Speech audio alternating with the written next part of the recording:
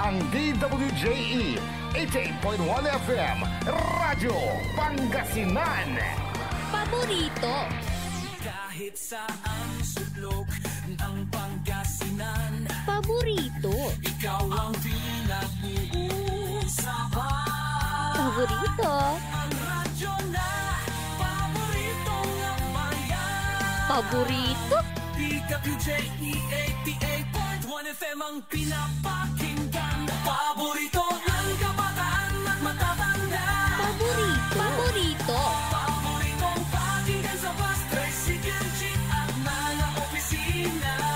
Paborito mo, paborito ko, paborito natin lahat. DWJE 88.1 FM Radyo Pangasinan. DWJE 88.1 FM Radyo Pangasinan.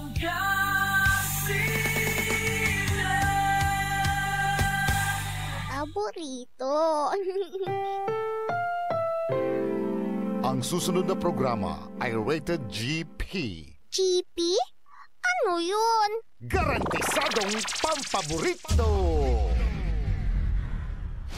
Sa iprograman mangiter, nadalan at saray ay sa kialinawa. Tang opinyon, unong adliknaan na saray umbalay at saray issue. Yung makakaapekto at bilay. Kawayangan, tan kanupugan na balang sinansakay. Liknaay babalay. Kaulop, tan kaentabay. Susaray manangilaban at kanupugan tan kawayangan at saray umbalay. Kapaborito RJ Jimenez, tan kapaborito Joseph Kanilang Bacani. Liknaay babalay. Naringalan, Lunes yanggad Biyernes, alas 8 yanggad alas 9 nakabuasan. At DWJE 88.1 FM Radyo Pangasinan. Liknaay babalay.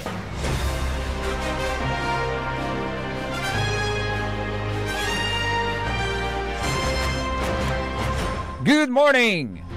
Naimbagal daw, bigat kata kayo amin na po. Maabig yakabasan, Pangasinan, Dagupan. Diyan nga rin ang kapaboriton RJ Jimenez, always at your service. Wajati lalamat niya mangi paruntal, mangi pasabi, mangi daladdat na sari balita, isyot ang komentaryo ni Pakaradsari Matuan Liknaay Balay. Nakaulob na kantapid sa agaw na Biyernes, pet sa 8 at ating tanagagik, at bulay Agosto taon 2025. Sa magtarilingkor, magtariyon kapaborito Joseph Kanilang Bacani. Kantabay team at the technical side, si Engineer Dennis Justoni Palaganas.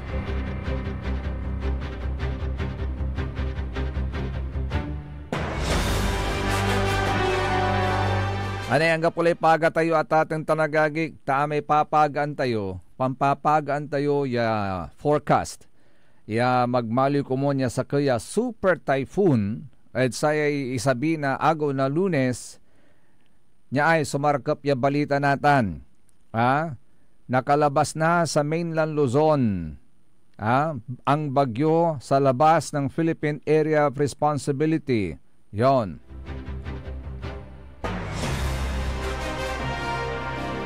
Sa unong at sa forecast sa tating tanagagik, nakalabas na ng mainland Luzon ang low pressure area kaninang o kahapon.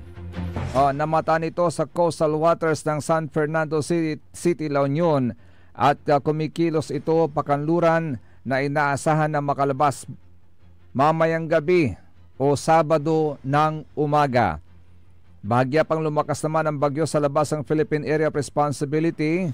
Base sa huling datos ay duwara manahayayan to Base sa huling datos mula sa Pag-asa, namata naman ang sentro nito sa 2,730 km silangan ng Northern Luzon, Apari, Cagayan. May lakas na ito ng hangin na aabot sa 55 km per hour malapit sa gitna at may pagbugso naman na maabot sa 70 km per hour. Kumikilos ang bagyo northwest sa bilis na 10 km per hour. patuloy na binabantayan ng halos lahat ng weather models dahil sa posibleng lumakas ito at posibleng maging typhoon o super typhoon bago tumama sa bahagi ng Taiwan.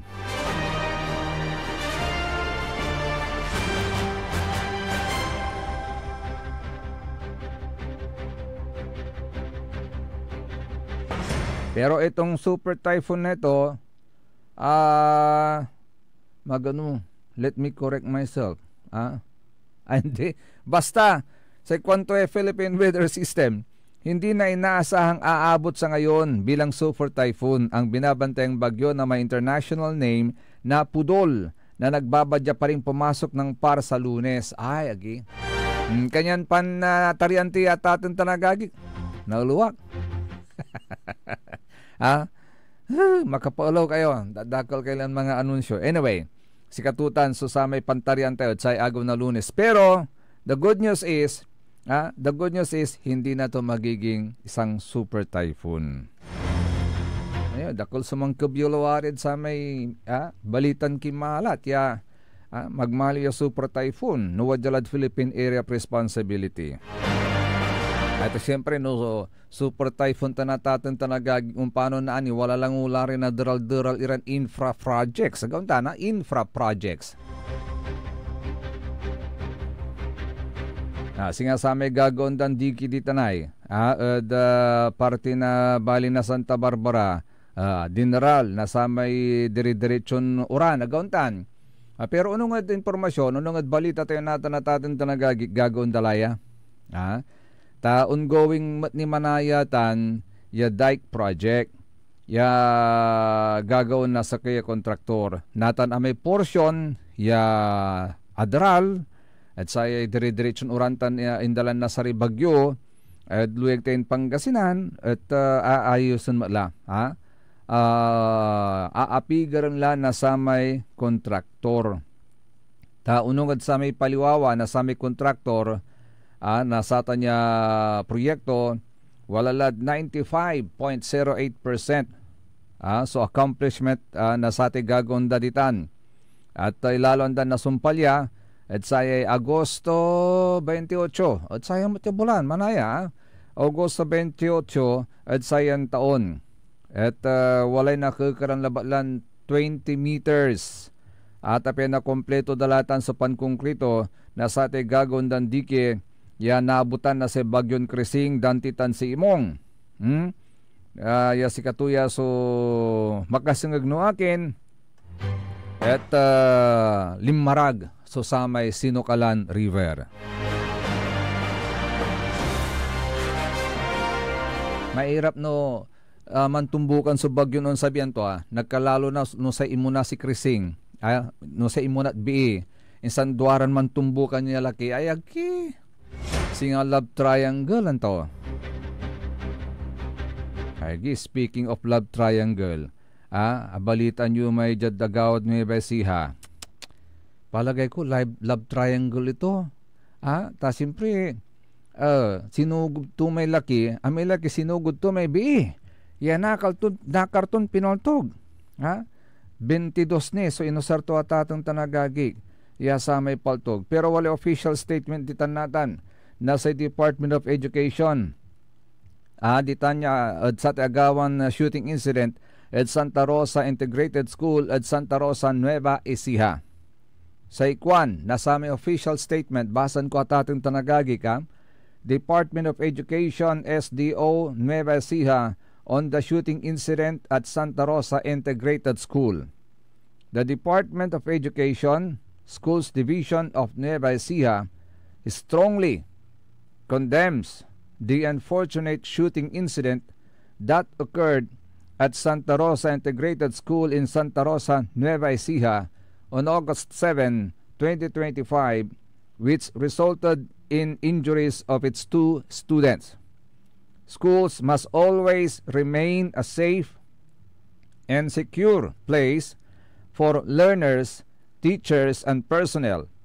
Any act of violence within or near school grounds is unacceptable and will not be tolerated. As of this press release, SDONE has immediately coordinated with local authorities and law enforcement agencies to investigate the incident and ensure that those responsible are held accountable to the fullest extent of the law. We are also working closely with the appropriate personnel and partners to provide psychosocial support and critical incident stress debriefing to affected learners and staff. Strengthen security protocols within the school and surrounding areas, and restore normalcy and ensure that learning continues in a safe environment. DepEd reiterates its commitment to safeguarding the welfare of all learners and personnel. We appeal to our stakeholders, including parents, local government units, and the community, to remain vigilant and support our shared responsibility of promoting a culture of peace and safety in our schools. We call for calm, unity, and cooperation during this difficult time. Let us work together to ensure that schools remain zones of peace. Makapataktakot jatuwayan agawa tateng tanagagik. Ibig sabihin, vulnerable na rin yung ating mga bata sa mga ganitong klase ng krimen. Parang hindi na safe yung mga bata. Kapigan man na sakay, wala may in-feature dalalamat. Ya estudyante, binubugbog na kaparaturan na estudyante at tatang tanagaging. Gauntan, nanunutan nyo niman. Which brings my memory back at sa may agawang majayad, siyudad na Dagupan. Nanunutan nyo ni, wala may sa kaeskwilaan dya, balbahal lagi eskwilaan. Ang tanmat agawa tatang tanagagik, sa kaymat ya estudyantin bi, pinatay na kaparaton estudyante, and allegedly at boyfriend to man. Unyamat so agawa natin ay tatang tanagagik, hayagi kanyan gabayan po ninyo yung mga bata. Masyado po silang mapusok. Paliwawan nyo raya atay ibig, walay panauntutan. It's not the end of everything, agontan Engineer Dennis. No agkagabay na sa mainaro, mananap kay arom, agontan. Iyanap mo may, no siya pa may talagang interna kapalanan niya parat sika. Interna Diyos sa katawan niya parat sika. Narumog mo, narumog itan. Kayo maganat si Kira no gugaway agi. Papi lablabatan. Ni kami ng Engineer Dennis, asasali mo tay papi lab. Pero not to the extent ya, may manunot kami aliwa. Agauntan ka paborito Dennis papi lab lang yan. Lilipas din yan. Lilipas din yung sakit ng linawa, sakit na lignaan. Huwag kayong tawag nito huwag kayong magmukmuk. If there is a will, there is a way. Sabi nga nung kanta, God will make a way when there seems to be no way. Agaunta na tatang tanagagi. Kanya gabayan niyo po yung mga bata. Kayo na mga magulang, every now and then, kumustahin nyo sila. At the end of the day, when they go home, after classes, kumustahin nyo sila. Kumusta ng klase? No, balulaki, mamarikit, may boyfriend ka na ba? May girlfriend ka na ba? Huwag kayo nagagalit kapag sasabihin sila sa inyo may boyfriend, girlfriend na sila. Gabayan nyo po sila. Kasi normal lang yan Pinagdaanan nyo rin yan, naghuntan. Kaya gabayan nyo na lang sila. Na kapag ka may mga frustrations na silang nararamdaman, huwag silang magmukmuk na parang end of the world na sa kanila. Hindi. Basta importante, pagka ganyan, mag-focus kayo sa inyong pag-aaral. Ayun, focus sa pag-aaral kasi para hindi singasayay. Yagaw at tanagagi. Mga bata pa ang mga to. Nako. Sana sa mga schools natin, sa mga school authorities natin, maging mapagmatsyag po tayo lagi. Kaya kailangan may wala may guidance counselor yan ay. Ako ang tanong, wala ni guidance counselor at sa public schools, untan mat at sa private schools. Nakaukulan man, so guidance counselor, department at atong tanagagig tapian jaruntan, walay na asinggaran na sa ugugaw. Wong larab man at sa may opisina na guidance counselor, di man da ibasngaw. So sa may liknaan da gauntan at atong tanagagig, sa may guidance counselor natan, kasi man sa trabaho to, guidance lang ti. Di mangiter na guidance. I-guide to rarama ugugaw. Tapian jaruntan, maktek. So, dala nunda. I think nakaukulan. Ipawil ti laratan. So, utan niya, dapat may mga guidance counselor sa mga eskwelahan. Kasi lalo lang natan. Are gugaw no minsan because of the influence of social media gauntan sa influensya na sa social media mas laklad sa gugaw natin at di cellphone na gauntan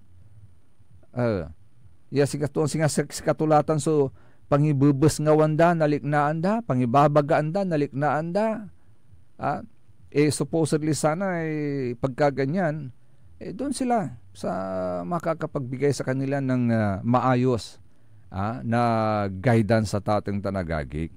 So, sayang ang buhay ng mga batang ito. Sana makaligtas yung mga nabaril. Crime of passion. Sinasaya lamat ay, balitan tila lamat, sakila lamat yan crime of passion na tatang tanagagig. Sa involved balot dya, police. Pulis ya sikato so suspect ya matid sa may sakay 24 anyos ya BI ya nakarton ibabaga allegedly ya nalmoandan inatoy ya walay tama na paltog adlaman to at sakay sing graduating siya ditan at bali na bayambang unong at report noon nakabuwasan na July 21, 2025, nan anong nang subangkay na biktima at Sitio Pukdol, Barangay Bani at bahin na Bali na Bayambang. Umpapawin natin na investigasyon. Ya sayan police, sayan biktima karelasyon to may police. Ya man kaibara, san kaibaran limadyad Pangasinan. Kaluganad sa kayong motorsiklo, ya minaniwan na sa may police. Minsan tumaladya, pinaltog ya pinatay ay agi.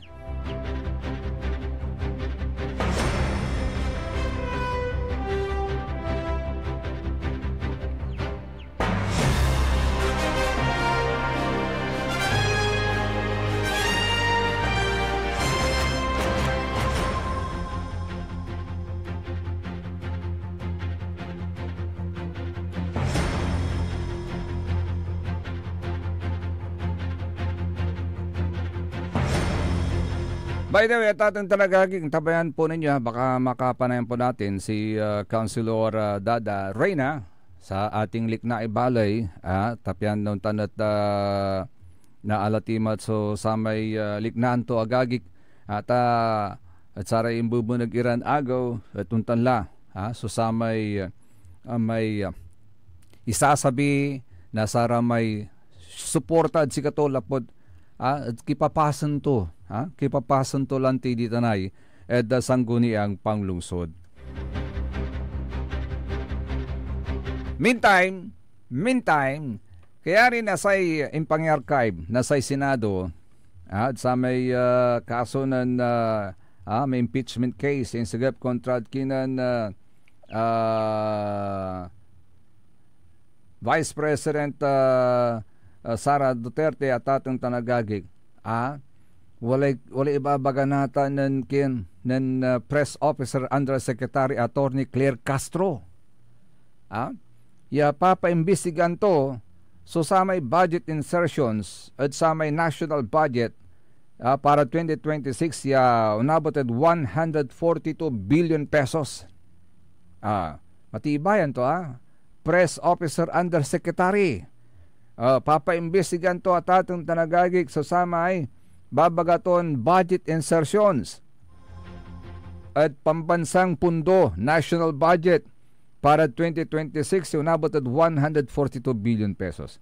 Unong at kinin Castro sa budget insertions si katuya so kwanton maituturing na isang banta sa maayos na pamamahala at mabibilis na pagpapatupad ng proyekto ng gobyerno tiwala ng publiko. Sa kwanto pinapabagal na mga insertions na ito ang mga proyekto dahil wala sila sa National Expenditure Program ng ehekutibo. Kailangan pa itong dagdagang dokumento at paliwanag kaya naantalang delivery at nalalabo ang pananagutan. At kabilang sa mga tinukoy niyang probinsyang nakatanggap ng malaking alokasyon ay ang Bulacan na bailiwick ni Senate Majority Leader Joel Villanueva na may 12.08 billion pesos at Sorsogon na probinsya ni Senate President Francis Escudero na may 9.1 billion pesos. Oy, bawian na ba ito ngayon?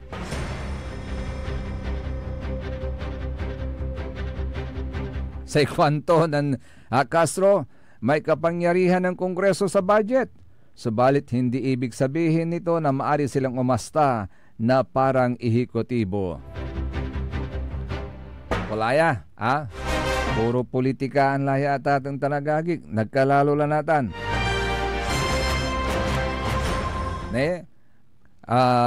Kasumpalya in archives o impeachment case kontra kinan BP Sara nita lalamo sukwalad kanunutan daya posible dya 2026 unarap lamot at sa kay impeachment case si Vice President Sara Duterte si katutan sa ibabagadala lamot at atang tanagagik.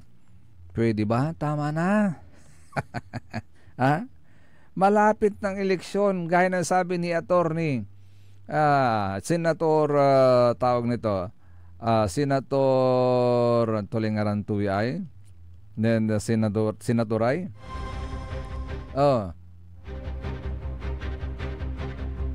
kulang-ulan nanunutan aliwan si Senador Joel Villanueva si katibalad kanunut pero hindi Peter Cayetano yan Senador Alan Peter Cayetano sa 2028 na lang talunin nyo na lang si BP Sara sa eleksyon. Doon na lang. Let the people decide. Let the people decide.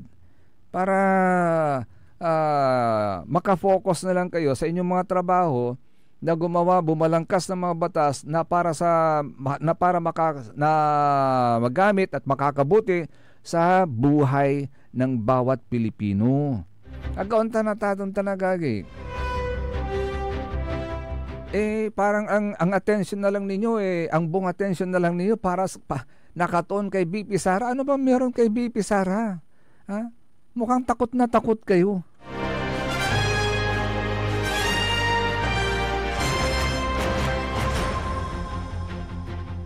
Let the people decide.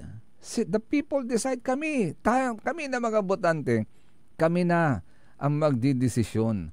Ibigay nyo naman sa amin ang aming karapatan na kami ang magdesisyon kung sino ang gusto naming mamuno sa aming bayan. Hindi kayo. Hindi kayo. Kami na ang bahala dyan. Magtrabaho na lang kayo dyan. Ngayon kung accountability ang hinahanap nyo, lumingin kayo sa kaliwa kanan, sa harap ninyo, sa likod, baka nandyan lang sa tabi-tabi ninyo yung mga people na dapat sumagot sa accountability. Agaunta na tatong tanagagik. Baka mas marami dyan. Mas maraming crocodile dyan. Crocs. Agauntahan. Na mas masahol pa.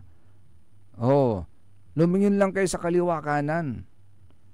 Andyan lang. Baka andyan lang sa tabi-tabi ninyo.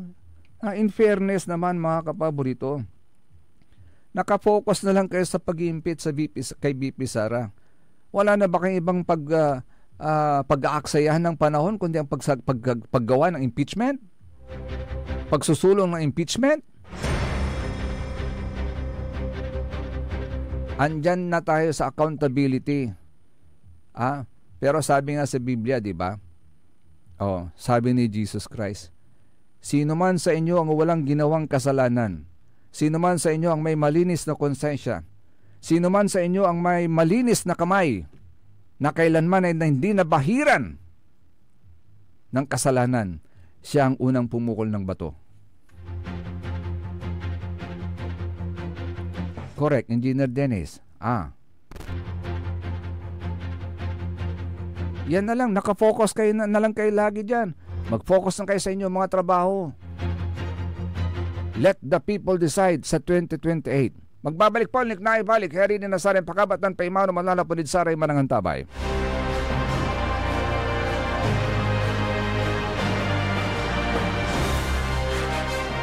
Ang puta-putang Iran balita. Hiya naman kayo sa inyong kapwa Pilipino. Ang puta-putang Iran sunata. They say Son, ang puta-putang Iran impormasyon. Aya sa DWJE 88.1 FM Radyo Pangasinan. Paborito. Want to escape the hustle and bustle of city life? Look no further than the River Palm Hotel and Resort, your premier destination for affordable luxury in Pangasinan. Nestled in the heart of Barangay Banyaga, Bugalyon, our hotel is surrounded by the breathtaking beauty of the Agno River. Our haven for comfort embodies the essence of Southeast Asian hospitality. Whether you're seeking a romantic getaway, a family vacation, or just a peaceful retreat, the River Palm Hotel and Resort is the perfect choice.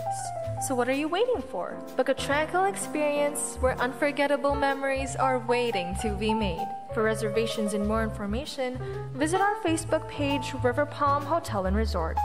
Your home by the river awaits you. Isang paalala mula sa Sinpelco.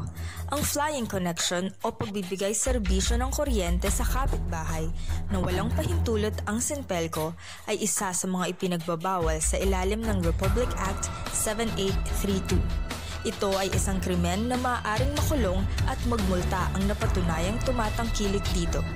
Kung kayo po ay may nalalaman ukol sa nasabing illegal na gawain, maaaring ipagbigay alam ito sa tanggapan ng Sinpelco. we want you well, cause we care. Here at WellCare Diagnostic Center. Deserve mo ng best care, kaya dito ka na sa WellCare Diagnostic Center. We want you well, cause we care. Here at WellCare Diagnostic Center. Visit WellCare Diagnostic Center, located at Mapandan Town Center, Mapandan, Pangasinan. For reliable and top-notch healthcare services, you deserve the best care. WellCare Diagnostic Center. Financial needs? Sagot ng First Choice Finance Corporation yan. They offers loans, collateral loan, auto loan, motorcycle loan, real estate loan, character loan, at marami pang iba. They are located at the second floor, GNM Building, number 86, Bunuan Cassette, Centro, Dagupan City. May branch din po sila sa Urdaneta City at Baguio City. First Choice Finance Corporation. For more information, you may contact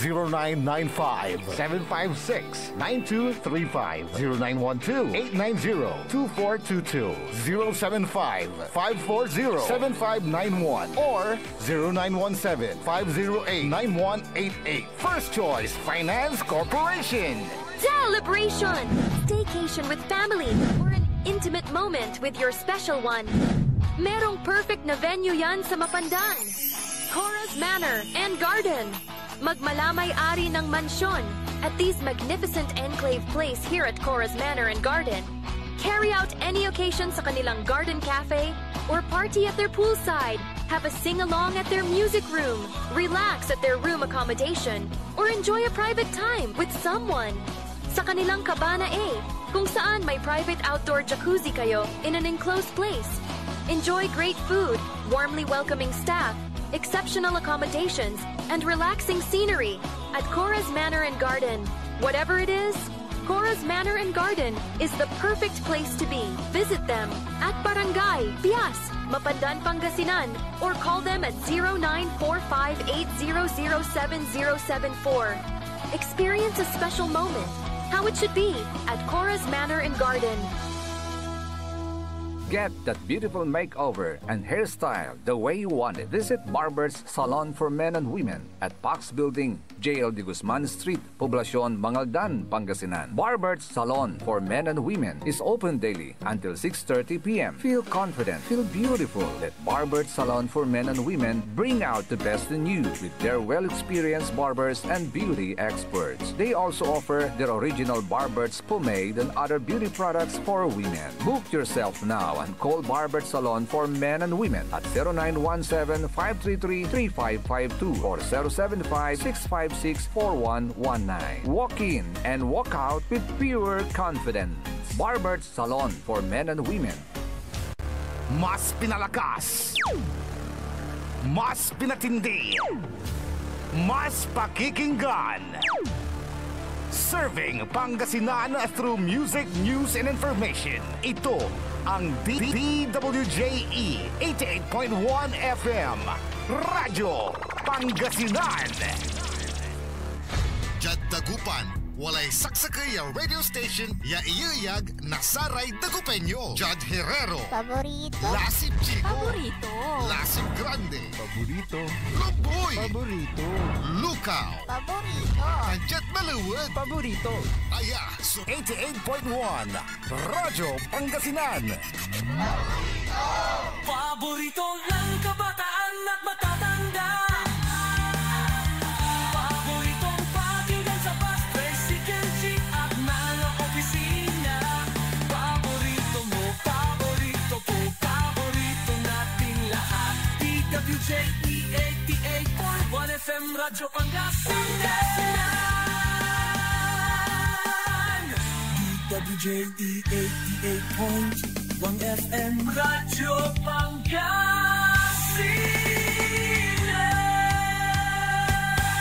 Paborito.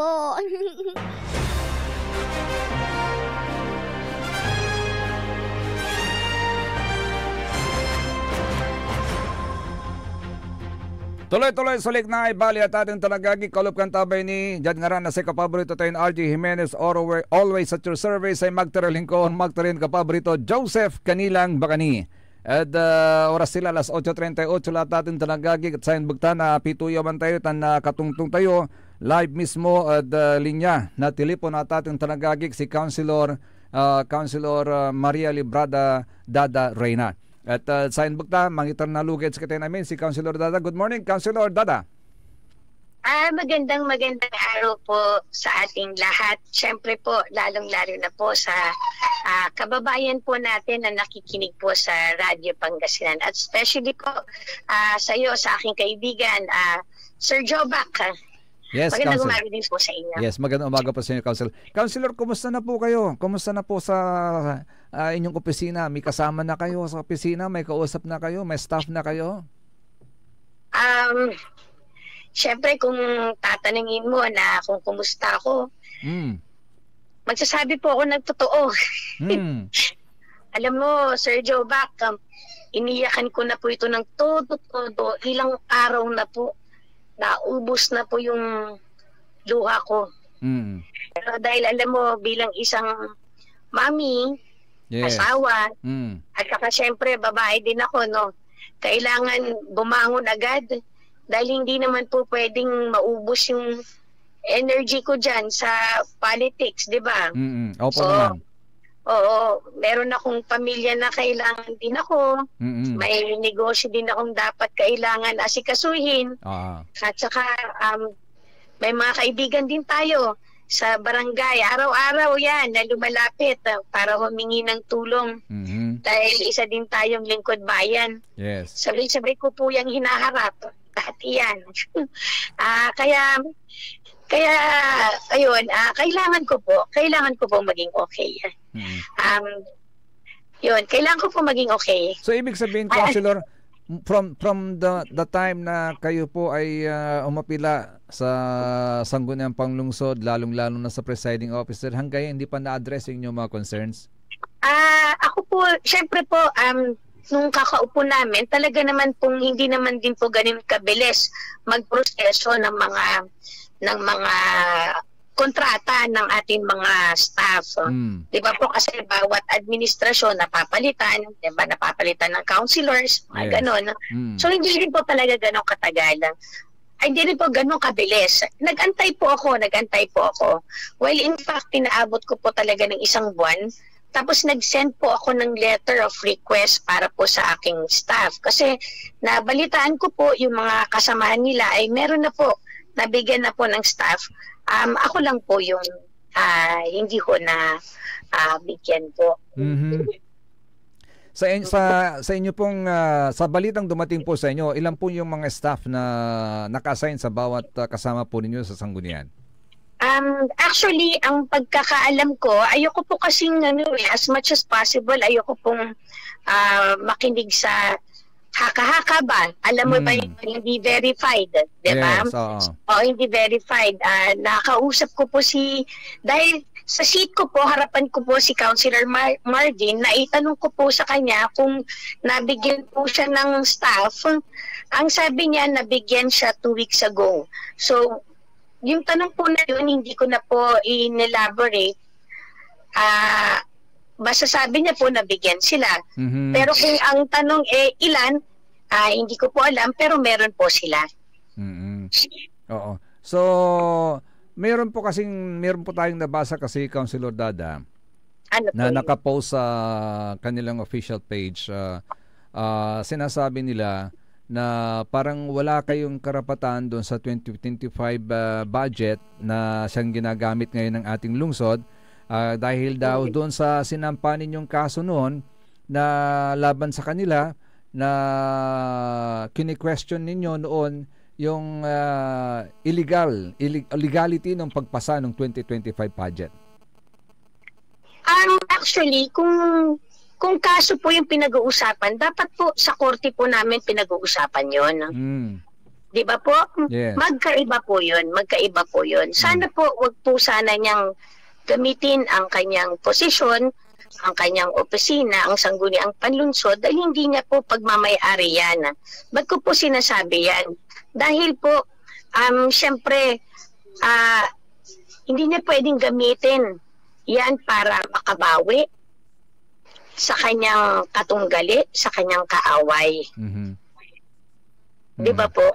Yes, definitely, kasi you are an elected official. At saka... Yes po, opo. At magkaiba po yung kaso po namin. Kung kaso po pinag-uusapan, sa korte po kami mag-usap. Ganun po. Hindi po sa sanggunian. Dapat pong irespeto ang proseso po sa korte. Tama po ba? Kayo hoy, pinapatabi na lang sa isang sulok, Councilor At makinig na lang daw po kayo. Hindi ho, medyo, medyo nasaktan ako talaga doon. Nasaktan ako doon. Akala ko nga biro Akala ko biro kasi nagtawanan sila May nagpalakpakan pa May narinig pa akong atanso vice mayor ko. Mga ganon, di ba? Akala ko biro. Pero hindi po ako natawa sa mga ganong biro. Seryoso. Kaya, syempre, nasaktan po ako. Alam mo, Jobac, hindi po ako naihalal ng taong bayan kung wala po silang tiwala sa akin. Yes. Hindi po ako mananahimik at manunood. Ako po ay inahalal para po tumindig. Like ko po sinasabi yan, magsalita. At syempre, kumatawan sa mga hindi naririnig. Dahil po pag pinatahimik po ako isang halal, ay para mo na rin pong pinatahimik ang mga boses, ang mga tao na bumoto po sa akin. So, Councilor, saan ho ba yung banda ng upuan ninyo ngayon sa Sangguniang Panglungsod? Actually, sir, hindi ko pa po nakita. May nabalitaan po ako na sabi nilipat daw po. Pero hindi ko pa po nakita dahil yesterday po, I was absent po.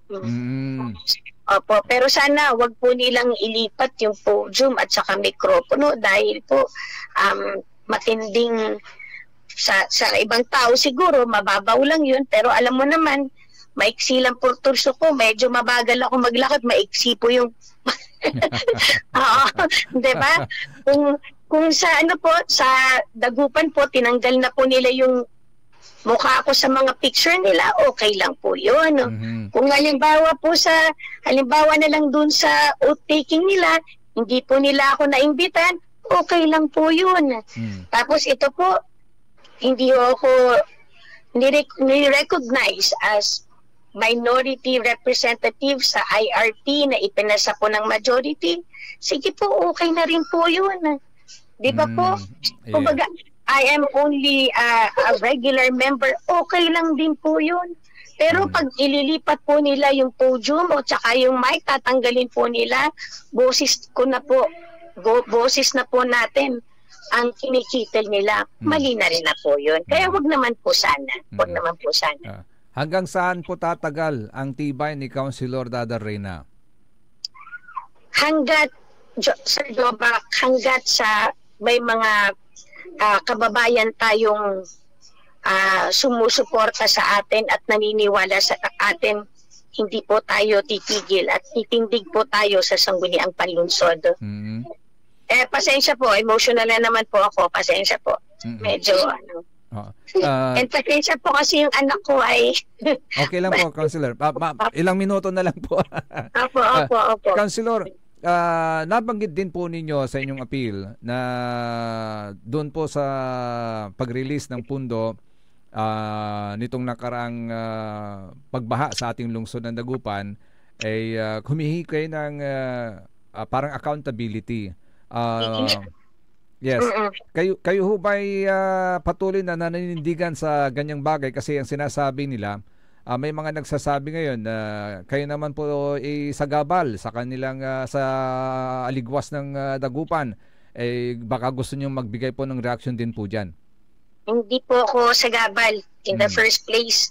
Mag-isa lang po ako dyan, Sir Jobak. Opo, alam niyo po yung aking hinihinging datos ay simple po at makatwiran po. Simple lang po yun. Mga dokumentong ito po ay para po sa taong bayan. Transparency po para sa accountability. Dagupan deserves that po, Sir Jobak. Okay. Opo. So, meron na bang sinabit sa inyo na report o wala pa? Wala po. Kaya ako po ay umaapila sa ating butihing mayor na sana po ay maipasa po niya. At check ko lang po yung aking listahan. Kung nakikinig po si Mayor Belen Fernandez sa atin, ipapaalala ko po muli ang mga dokumentong hinihingi ko gaya po nung certified true copy ng damage assessment and need analysis po. Yung mga listahan ng mga apektadong barangay at bilang ng mga pamilyang naapektuhan. At saka syempre po yung pinsala sa infrastruktura, agrikultura at kabuhayan. At yung monthly utilization report ng Calamity Fund. Bilang na po dito ang ating source of fund, disbursement, target beneficiaries, at update sa relief and recovery. At ang pinaka-importante po, yung kabuuang halaga ng nagastos po mula po sa Calamity Fund. Kaya ko po tinatanong yan, Sir Jobak, dahil gusto ko rin pong malaman kung magkano po yung natitirang pondo para po malaman natin kung may budget pa tayo sa susunod na kalamidad o yung emergency po. Kasi meron pa tayong gugugulin na mga ilang buwan at mga ilang bagyo pang dadaan sa atin dito sa ating bansa. Opo. Pero Sir Jobak, I would like to make it clear po na naiintindihan po natin na sa panahon ng krisis, talagang ang ating gobyerno, ating lokal na pamahalaan ay marami po silang inuuna. Kaya po, binibigyan ko po sila ng sapat na panahon upang maiproseso yung mga datos na kinakailangan natin. Mag-aantay po tayo. Okay. Kayo ba nakapag-ikot na rin sa mga barangay, lalong-lalo yung mga affected na mga baha? Kumusta po ang monitoring po ninyo? Mayroon pa bang mga lugar na binabaha? At kumusta naman po ang natatanggap nila mga assistance mula sa gobyerno? Actually, bilib ako sa resilience ng ating mga kababayan. Dahil sabihin man nilang sanay na sila sa baha, sabihin man nilang sanay na sila sa baha, pero talaga naman babangon at babangon sila. Hindi sila napapagod syempre sa kanilang pamilya.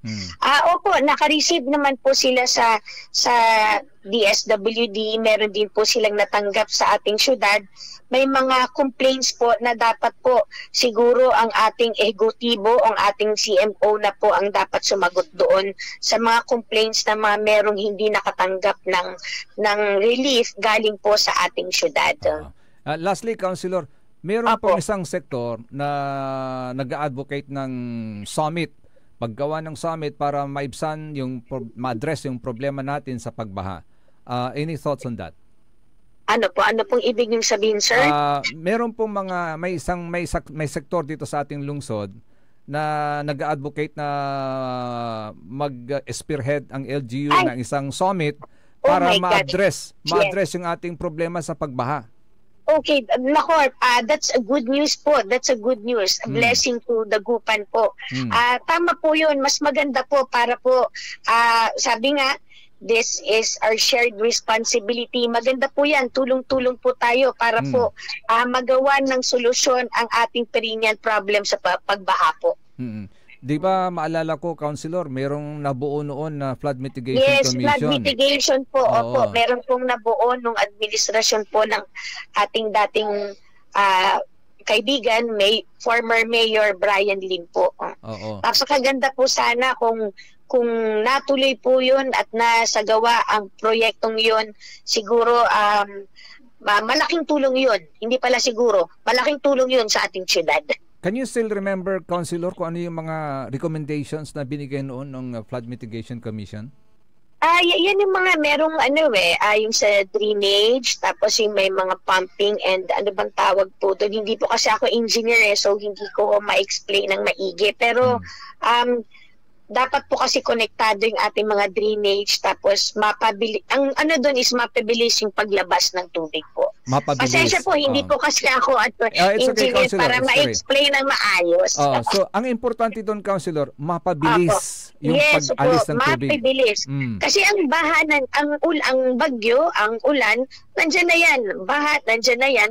So, ang main trabaho ng ating syudad ay mapabilis mapalabas ang tubig. Baha. Oo. Okay. So, Councilor, thank you so much for your time, Councilor. At least nalinawan tayo sa mga ibang issue. At actually, may mga words of support na narinig tayo para sa iyo. Keep it up daw, Councilor. Keep it up. Thank you so much sa ating mga kababayan na sumusuporta. Kayo po ang aking lakas at sandigan po. Maraming salamat po, and God bless you all po. Okay. God bless din po, Councilor, at mabuhay po kayo. Sir Jobak, pwede po, last na po. Sige, go ahead. Pwede po ba akong umipala? Go ahead, Councilor. Opo, gusto ko sanang umapela sa ating mga kasamahan sa konseho, ang ating mga majority and sa ating mga kapwa Dagupeños, sa mga kasama ko po sa majority councilor, kung nakikita, naririnig at nararamdaman nyo po na may mali, sana po magsalita tayo. Huwag po sana natin konsultihin ang mali kahit sino pa po ang gumawa neto. Sa mga kababayan ko po, ang kapangyarihan at tiwala ay nasa inyo po. Ako po ay tatayo at magsasalita para sa inyo. Kahit po ako lang po mag-isa. Okay. Again, po, maraming salamat po sa pagkakataong ito, Sir Jobak. Maraming salamat. Maraming salamat din po, Councilor Dat, at mabuhay po kayo. Thank you. Okay.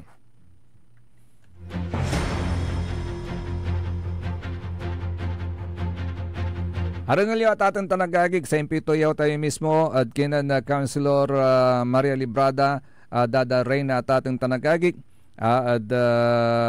saray issue limula sa atatin talagagik nagkalalod sa tay agda pangitaret si kato na sa tay staff to kalamor.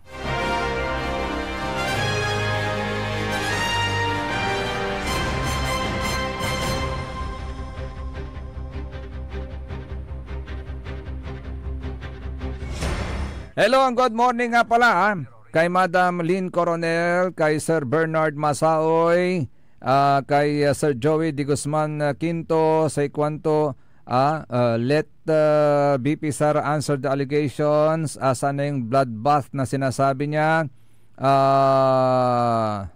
May sinabi pa siya, ang mapagtapat sa kakaunti ay mapagtapat din naman sa marami. At ang di matuwid sa kakaunti ay di rin naman matuwid sa marami. Yon. Siguro Sir Joey, dapat hindi lang kay BP Sara to, sa lahat na rin. I think you're also aware, Sir Joey.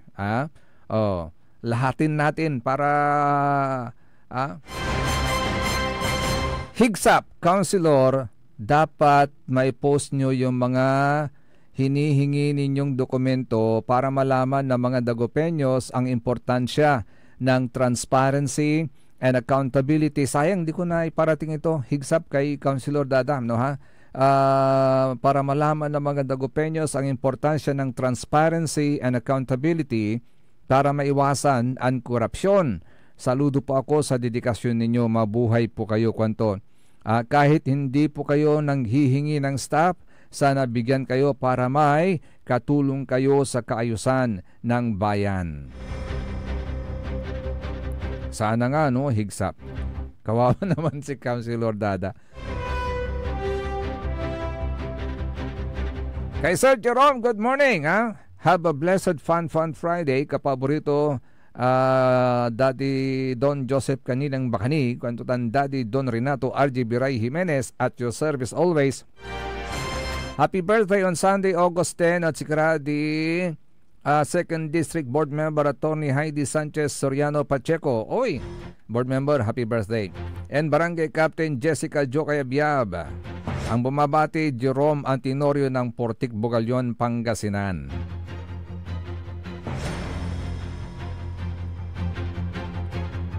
At sa ating panghuling hirit na balita at ating tanagagik, sinupla ng Korte Suprema ang maling case citation na imparontal ng Senadora Risa Ontiveros at Senado at ating tanagagik na sa ibabagay Korte Suprema. They belied the assertions of Senator Risa Ontiveros, who claimed that the High Court unanimously reversed its original decision in the case of League of Cities of the Philippines versus COMELEC noong 2009. In a statement released Thursday night, Supreme Court mouthpiece attorney Camille Su Mei-Ting said, "We clarify that the Supreme Court's ruling in the League of Cities case was not unanimous. Please refer to the decision and resolutions published in the Supreme Court e-library and the Philippine reports. The Supreme Court was uncertain as to the source of the claim that the decision was unanimous." Siguro impasa dalaba na staff to si Katuya. Agaunta na. Kay Sir Jerry Domingo, good morning. Say Kwanto, good morning. Thank you for guesting Considada Kwanto. Pero nga pala malam yung oras sa ating tanagagik. Ang tabayan ng susunod kagadang number 1 yung kapaborito Joey Baby. And because it's Friday, magkita-kits na naman po tayo sa Monday. And by the way, sa Monday, effective Monday at ating talagagik, magiging maaga po yung pagpasok po natin, 7:30 to 9. So nadagdagan ng 30 minutes ang Liknaay Ballet simula Monday. So 1.5 hour po tayo magsasama-sama sa Monday. Dito lamang po sa Liknaay Ballet. Dan nga rin na si kapaborito tayong RJ Jimenez, always at your service. Akalo pa kantabi lang ulad sa yan na bagtatatang tanagagig sa magtalin kapaborito Joseph Kanilang Bakani. Kantabay team on the technical side, Engineer Dennis Justoni Palaganas. Sipo mga kapaborito, dito lamang sa DWJ Radyo Pangasinan 88.1 FM. Paborito!